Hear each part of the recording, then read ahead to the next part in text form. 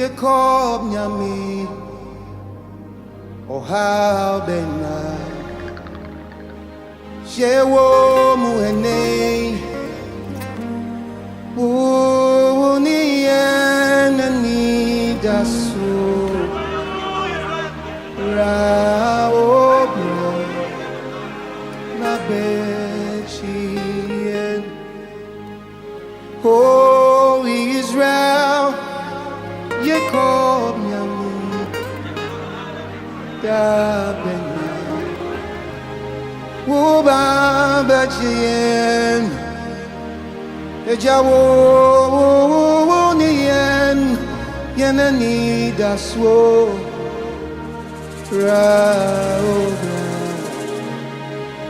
Nabechien Hiya!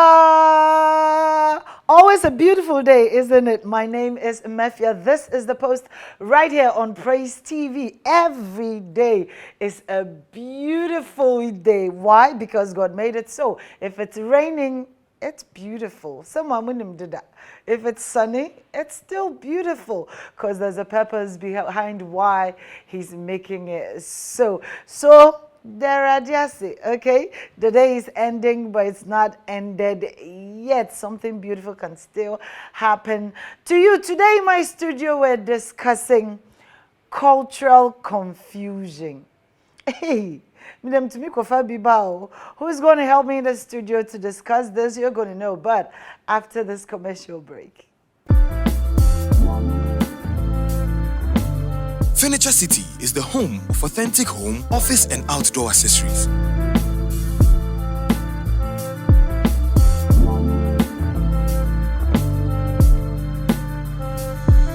For beautiful and authentic furnishing for your home, office, kitchen and private areas, it's Furniture City.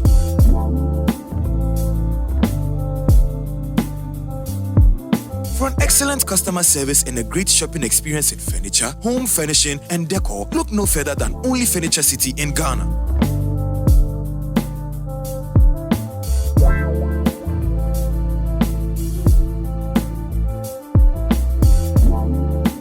Items bought are delivered in Accra and Tema. Locate Furniture City on the Spintex Road, 2 minutes drive from the Palace Mall Runabout near Consa Limited.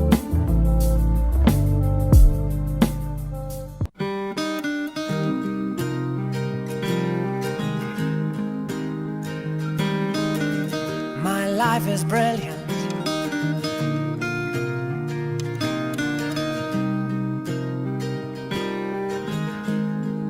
Looking your best is not what your mirror tells you. It is the overall judgment by the public and otherwise the influence you make on them. At Face to Face Beauty School, we teach you how to stay informed, in touch, in style. You're beautiful. You're beautiful, you're beautiful, it's true. Welcome back from that quick commercial break. Today we are looking at cultural confusion and I have a wonderful guest in the studio to help me do that. But I am looking amazing because face to face touch me. No face to face. Face to face, I know who. Omo brand ambassador one. Because I love the way they fix me up. I feel so confident whenever they touch me. Call them if you want to learn anything from hair, makeup, massage, nail. Just call them and they will fix you. You want to look lovely on your big day. Call the numbers on your screen. Furniture City. Home of quality furniture. Just it's not confidence level. Echo high. Enter Furniture City and in fact say office they turn it into a home.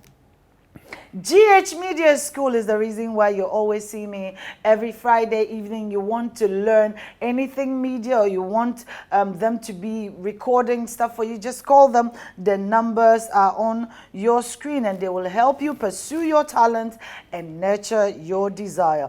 Zesuza Catering Services. Mikasa Bebra Jack, it is because Mami Not only are they going to give you tasty meals, but they are also going to make your day beautiful with creative ideas that you can never imagine. So call the number on your screen. Ruthie's Fashion. And then the Ruthie's Fashion. I am feeling DB. And the confidence level, and say how if you see me, then you know that Ruthie has touched me.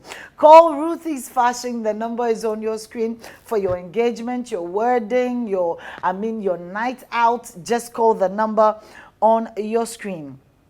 Share Glow. Call the number on your screen if you want just a natural shea butter.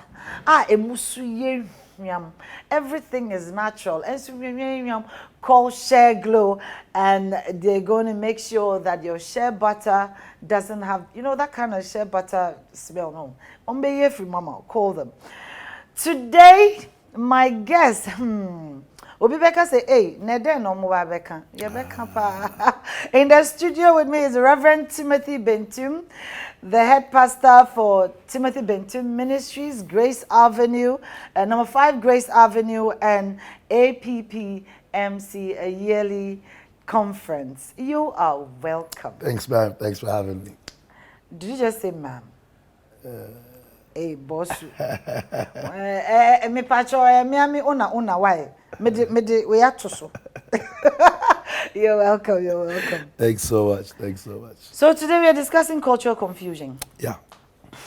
There's been an unvoiced friction between church and culture. I mean, I know, and I know you know, that there's been a very silent pull and push between, especially our African culture and Christianity.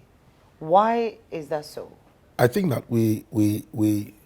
I don't think it's as silent as you make it sound. It's a bit more pronounced lately. People have, especially when we get to the issues like the ban on noise making and all of that. There's a lot of clashing ideas and personalities in that particular space, and I believe that the church in this particular place have not been very vocal and forthcoming when it comes to having to enforce what we believe in. Because if you look at legally, you have right to worship, and if I have right to worship,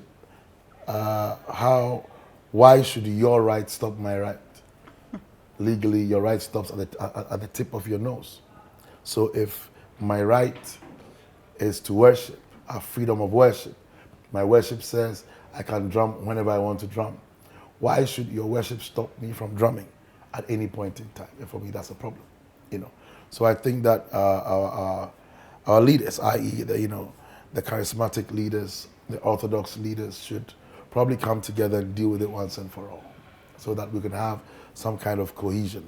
But we have always seen the whole cultural perspective as a perspective of idol worship and all of that. So it's difficult for the church to embrace it as a whole.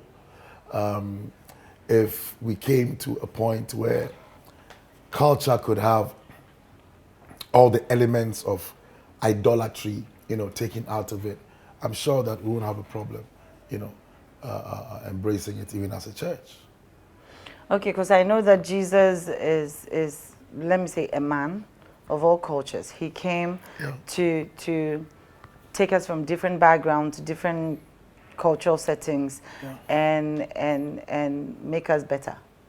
So exactly, can you say some of the? I know you just mentioned one with regards to the ban on noise making, but there are things like our belief system where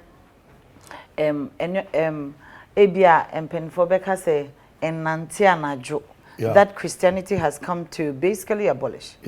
But I believe that these are, I think that these are things that kept some level of sanity in the community or in the society as a whole. What about those? No, I think that when they say it's just because of noise, so that you don't the pestle in the mortar doesn't end up worrying people and stopping them from sleeping and whatever it is. So there are reasons why, like, you don't go to the stream on Tuesdays, and they don't fish on Tuesdays. It's because they put together that whole fear factor on Tuesday, so that the reproduction of the fishes, the ability not to drain the stream of all the fish in there.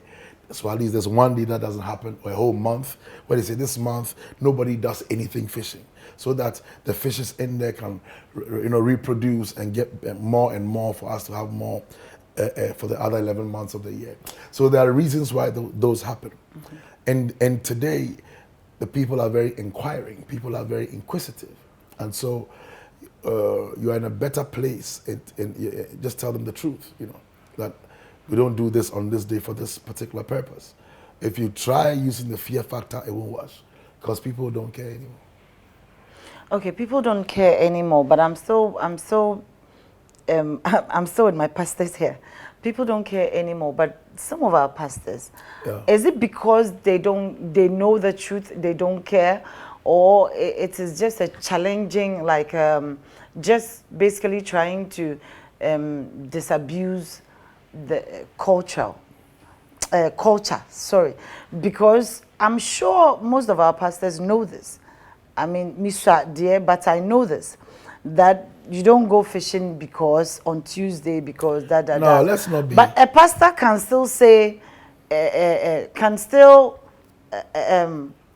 the people, wrong. openly. Yeah, because I think so. Not to cut you, I think it's wrong. I think that I'm not saying that there aren't other things that have idolatrous elements in there. Some of them are the fear factor that is used to instill a particular lifestyle for benefits for the community as a whole. But there are also very, very idolatrous elements that find their way in some of these things. Like it's difficult for a Christian to be installed as a king or as a chief, because they'll sacrifice something on his legs, on his feet. They'll cut slit the throat of the sheep or the goat and put on his feet, or get his feet to go in that, and you have particular people dancing around him, and every particular dance move has a meaning to it, invoking a particular kind of force or spirit. So yes, there are idolatrous elements in there. I'm just looking at the ones that don't have idolatrous elements, and we must make the point very clear that if you took an idolatrous nation and you took a Christian nation, it's just today that America is being extremely, unfortunately, silly. But America, the US of A, was founded on Christian values, and that's what has taken them where they are today. And the reason why they are falling today is because they are not holding up the tenets of Christianity as their founding fathers put in place. And that's the problem. So there are too many examples of nations that have done very well, who were eschewing evil and following through with God. Time will fail me to talk about the Indians who were in America before it was founded. There were people who were very idolatrous, but when the men who founded America found out about these things and they put God in the middle, they began to rise. In spite of their Indian belief system and everything, when they founded America and they founded it on God, it began to shoot. And now everybody thinks America is big, and America is going to dip. Trust me, in 5 years, America won't be America anymore. And that's because they didn't eschew evil and stay on the tenets of godliness. Okay, so this culture and Christianity dies you. For example, we're going to look at some of the mishaps that is believed to have come up because Christianity is trying to push down culture. But let me take what's trending and we'll be back. Okay. Let's quickly take what's trending.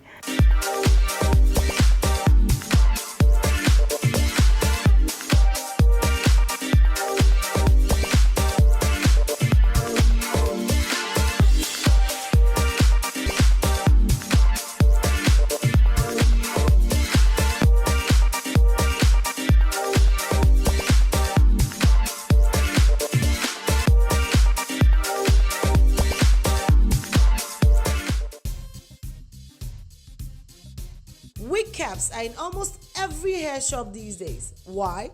Because they are quite easy to make, stress-free, and lucrative for the stylist. They are adjustable, easy to use, and time efficient.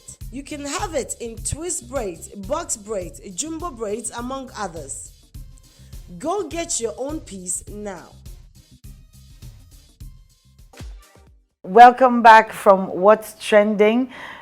Cultural confusion. See, a confusion. Let's just say, I am basa.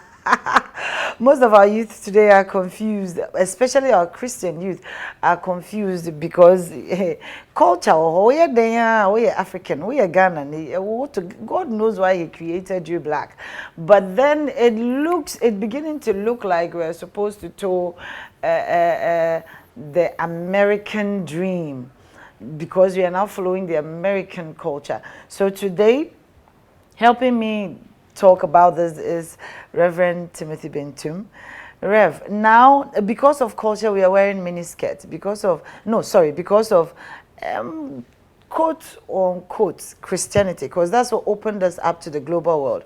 That's what redirected us to look at the whites in a way, because they were the ones that brought the good news initially. So globalization is kind of at par with Christianity now. If you're looking at the source of challenges that are cropping up with regard to our culture, the Christianity and globalization, but to the same scale. I mean, kind of stuff. So now, because of globalization, quote unquote, yeshe miniskirts, yeshe way. Christianity is supposed to help us curb this. And now most of our ladies wear hot dresses to church. Don't you think this is something our culture could have fixed? It's an interesting question, but the thing is, not to endorse what people wear to church, you know, before the miniskirt came, if you looked at how culturally women in Africa dressed, it's worse than the miniskirt. Because they half of their... Not necessarily. I mean, some of them would just wear stuff around the from their waist to about here. Ghanaian dresses out. And then, no, I'm just saying... That's more Nigerian than other countries. No, but even Ghanaian, I'm saying that there were many parts of the body that were more exposed. And before the white man came, there was no Ntoma. Let's not even go there. Exactly. I'm saying that. So there were a lot of exposing of particular areas that shouldn't have been exposed. Before the whole globalization thing you're talking about, people were getting married to 9-year-olds and 11-year-olds. I mean, there are things that that globalization has helped to curb and take out. So it's, to be fair to the matter, we must look at the things that are good, the things that are bad, and put them on a scale and try to find out what the inhibitions are and what the blessings are. And if you look at it, you'd find that if you took a man and a woman who lived in Africa before, and a family, before whatever happened, and where they are now, if you took a semblance of that same people today, you'd find that the kid is smarter, as long as the kid has the adequate amount of parenting, you know, to get them away from particular things and the indoctrinations of idiocy that the West tries to put on us. Once you know how to do that, they, at 21, they're doctors, at 24, they're lawyers, and whatever. And that's just because they have access to a lot of information. They learn a lot when they're growing up. By the time the kid is 5, they can read a newspaper, and their forebears couldn't read one sentence, and they were 11. You know, so there's a good part, a good side to it, and we as the church, we as parents, that. But then you agree that there's I don't like using a bad part, but quote unquote, To the globalization. yeah, No, everything on has our culture. Everything has a bad side. For example, in fact, you just mentioned parenting. Parenting now, one man of God said, for him, it's better now than then, with regards to how we parent our kids, okay? But how come we have LGBTQ now plus coming up? These same kids that go to Sunday school, that if we're looking at the other religion, which are more of the Christian children are the one going into these LGBTQ and whatever, as compared to the other religion. Well, what's going wrong with the Christian parenting? That's not entirely true, and I don't think you have facts to buttress that point. No, I don't. But Christian, ideally, the whole LGBTQIAAP plus conversations are primarily hinged on a lot of atheism and the new age realities, where I'm a god in myself, and whatever I want to do to make me happy, I come first before anything else. That whole new age drive is what has pushed it, and the inclusion in the Christian fraternity is because they claim Jesus was silent on that matter, and so they think if it was that important, Jesus should have mentioned it, and Paul has no right to talk down on what people want to do or people don't want to do. So yes, Christians are in that fray, but there are also other religions in that fray. I would agree with you to a particular extent that yes, there are a few more Christians in there than other religions. And that's just because Christians, if you look at the global numbers, Christians form about almost 70% of the human beings under the sun. So it only stands to reason that if there are that many Christians, then more of them would be practicing the whole LGBTQIA plus thing. Good. You didn't answer my question. What was the question? My question is that you're talking about parenting, you're talking about kids.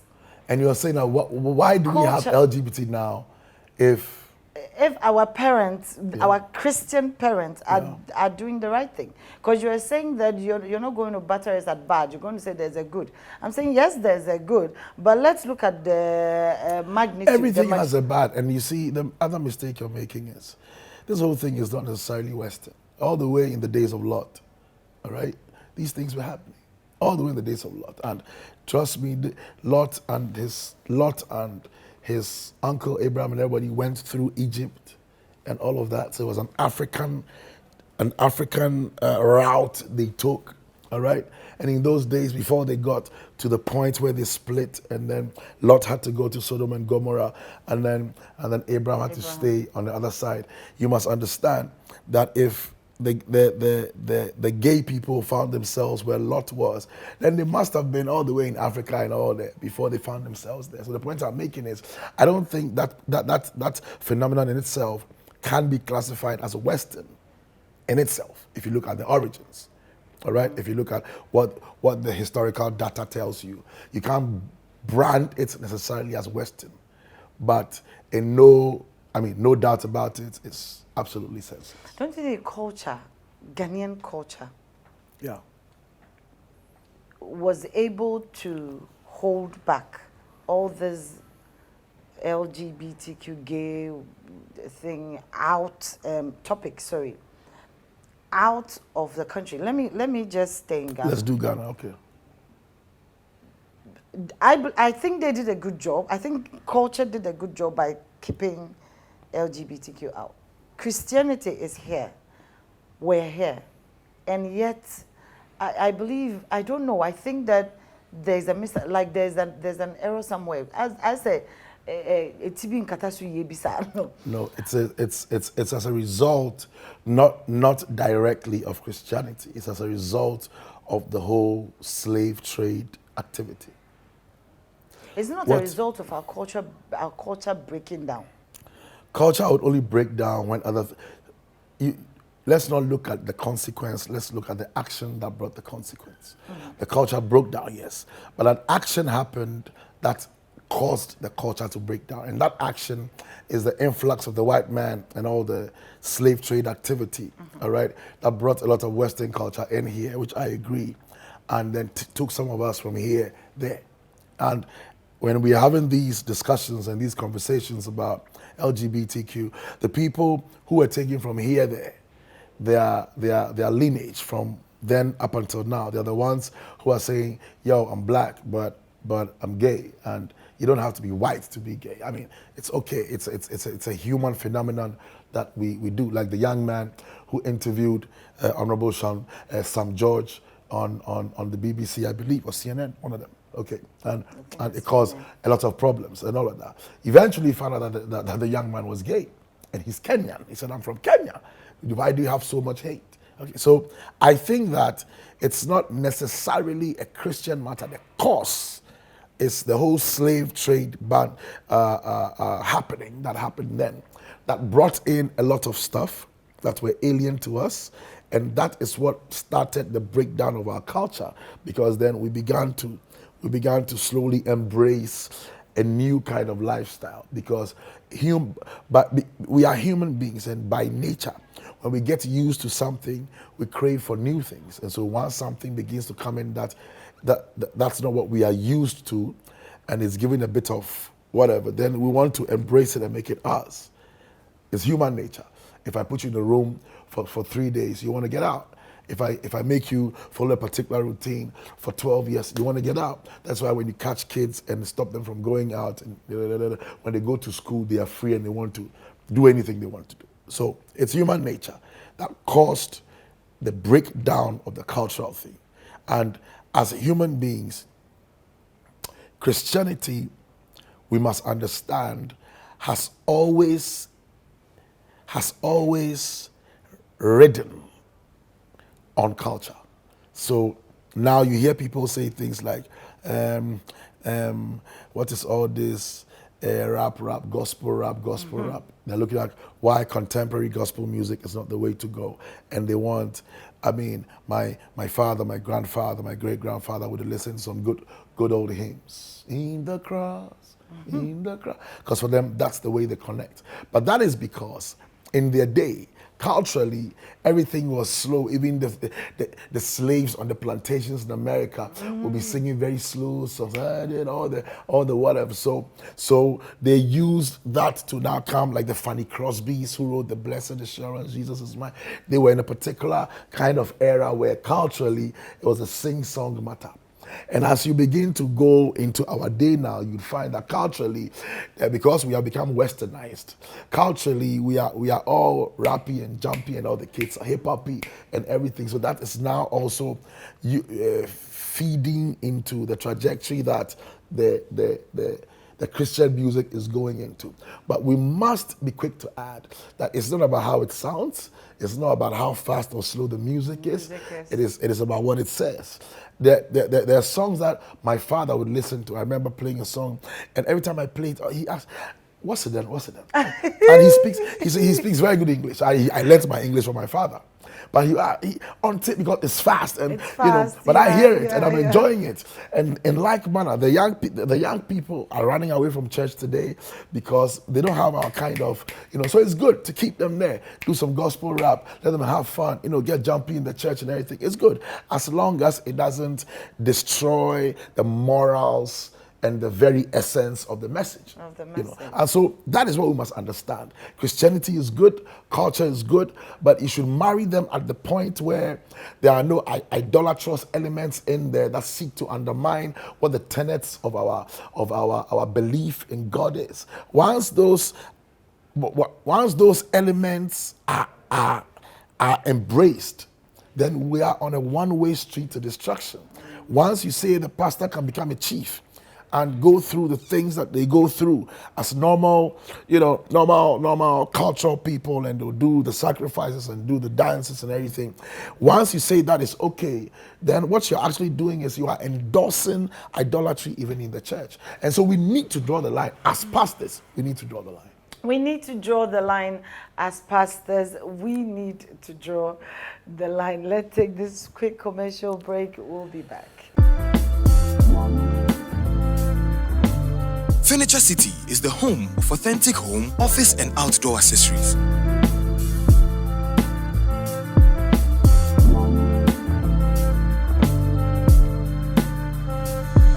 For beautiful and authentic furnishing for your home, office, kitchen, and private areas, it's Furniture City.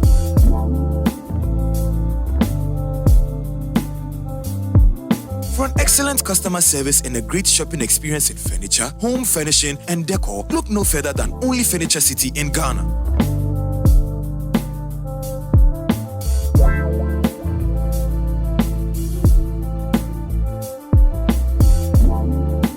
Items bought are delivered in Accra and Tema. Locate Furniture City on the Spintex Road, 2 minutes drive from the Palace Mall roundabout near Consa Limited.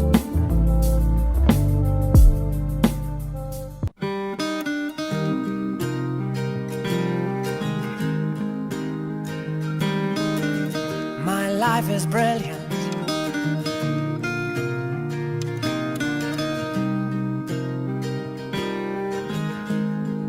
Looking your best is not what your mirror tells you. It is the overall judgment by the public and otherwise the influence you make on them.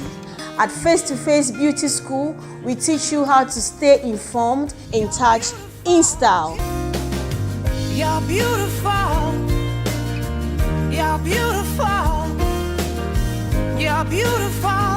It's true. Welcome back from the commercial break. We are discussing cultural confusion and ended. Reverend Timothy is in his element. Today you're in your element. Elemental. My wife is say account kakao. You're talking about chieftaincy. Okay, let's stay there for a while. Yeah. Are you saying that you cannot be a Christian and be a chief? I never said that. I met a Christian maybe 5-6 years ago in a church, and he's a chief and he's a worship leader or something. And he told them, he said, I won't do any of your things that you do. I'll be a chief. I love God like crazy. So all the things is not, if you want me to be chief, then that's what's gonna happen. And it worked for him, and he's a chief and he's a worship leader and he's fine. So if you want to make sure that you are in a place, you are in a place where you are honoring God by your chieftaincy and all the things that surround it, you must let everybody around that stool understand that new king, new law. We don't do this, we don't do that, we don't do this. Cancel all the things that you think are idolatrous. Pray about it and go ahead and do it. Because I don't understand why. Let's not go there. Yeah. You don't understand why? Because no. I just recently saw another pastor become a chief. Not the one we own. Another pastor who's, very, very, very well known in our parts and become a chief. And I watched a bit of the ceremony and some of the things that were being done.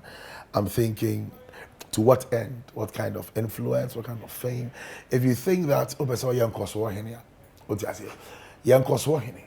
don't have to be a chief to help the community. That's what I'm saying.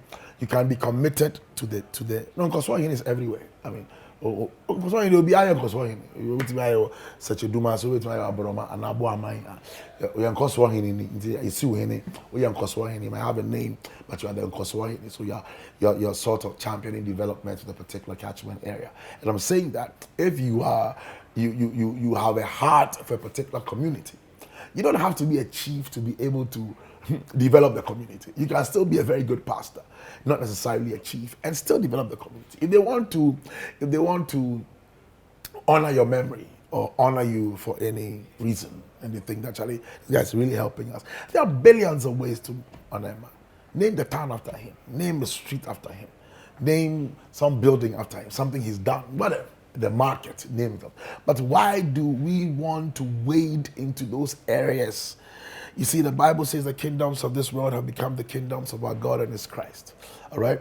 Once the kingdoms of the world are gone into and they end up turning the kingdom of God into the kingdom of the world, and have a problem. Whenever we go there, we are supposed to institute change. We're not supposed to become like them. We're supposed to make them like us. So if you are going to change make the kingdom of the world to become the kingdom of God and His Christ, then you are supposed to be going there to change things that are happening there. But the exact opposite is happening. That the things are being imported from there and brought into our space. And until we come together as a church to know that this nonsense must stop, until we come together as a church to be able to absolutely delink and divorce what happens within the space of culturalness, worldliness, secularity, from what happens within the space of religiosity, relationship with God, we will come to a place where they'll be so merged. And that's what's happening with the LGBTQ nonsense. They'll be so merged that now when you try to draw the line, you are seen as you are hating, or you are whatever, or you are homophobic, and all kinds of silly names are churned out because we think that everybody must understand everybody because this is what everybody likes and this will help everybody. I think that we need to come to a place as a church where we are vocal and we stand for what we believe. Why are we trying to change what is written? Because it's written in the Bible that towards the end, the right will be wrong, wrong will be right. I had this conversation with exactly what you said. He said to me, Foster Romanus. He said, Timo, if I knew, I had a press conference against LGBTQ, pushing the anti-LGBTQI, whatever at the Ghana International Press Center, and I invited Romanus along with Advocates for Christ and all that. I don't see how it's possible that because the word says that we should expect that false prophets would come, that we should expect that men will be lovers of self rather than lovers of God, because that is what the word of God says, and the integrity of God's word can't be compromised.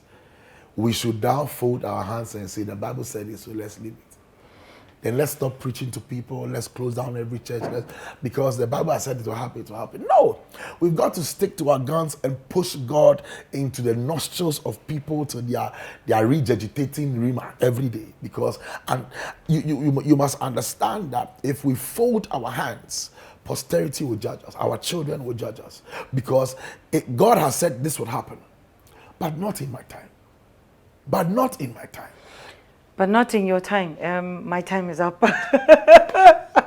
My time is up. Not in yours. Mine is up. Can you please look at my audience and advise them with regards to? Nanka mpese mbusa o senti make us a koyo hini say ubeya and answer what will be the prerequisites for. I don't think I want to do that. If I want to help the people, I'll help them.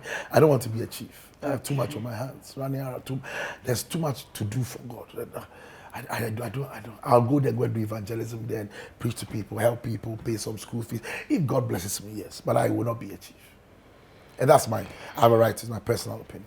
Okay. So, any advice with regards? Yeah, I think that wherever you are, whenever you hear about a cultural norm or a cultural happening, investigate, prosecute, probe into the matter, find out why what they say is. Okay, like we're talking about, don't fish on this day, don't go to the farm on this day, don't pound fufu at night. Find out the why. If you find out the why, and it makes sense to you, it's beneficial to the individual, beneficial to the compound house, beneficial to the community, society at large. Yes, of course, absolutely adhere to the rules of that particular cultural law. But if for any reason you, after investigating, you find out that it's steeped in any kind of idolatry, I am the first person to advise you to break the law 1,000,000 times over. But as you're breaking that law, remember And if you break the law, there are all kinds of demonic consequences. So make sure that you're living right, you're holy before God, you're seeking God every day. And that's the only way that when the repercussions of the laws you are breaking culturally happen, if a man is in Christ, he has power. And then that will not happen to you. And everybody else will notice that you are the only person who broke that law. And you're supposed to die in 3 days, and yet you're still walking.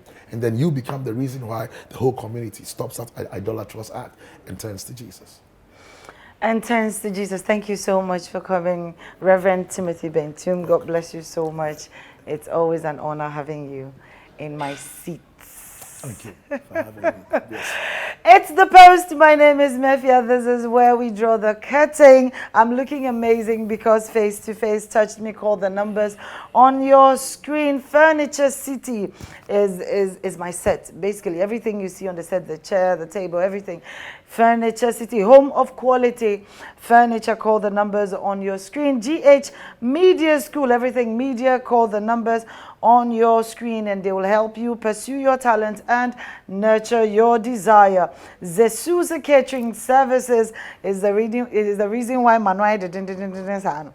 So call them for all your catering services. Ruthie's Fashion and the and then my life if you want anything with regards to fashion, any creative crazy idea you have, trust me, call Ruthie's Fashion and wankasa be believe in share glow so open kuto papa and natural but smell no suye mama. Call Share Glow. The number is on your screen. It's been a lovely evening, hasn't it? And Pastor Timothy Bentum says there shouldn't be any confusion with regards to culture and Christianity. They all have their path to follow, but there are lessons to be learnt, there are things to pick, and there are things to leave behind. So until next week when you hear Hiya, it's me, Mefia. Oh, Israel, you call me. Oh, how bena shewo muene uni ni dasu rao na bechien.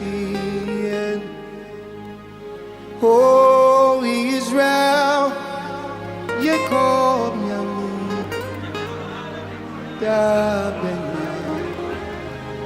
Uba bachien ejawo nien yenani daswo rao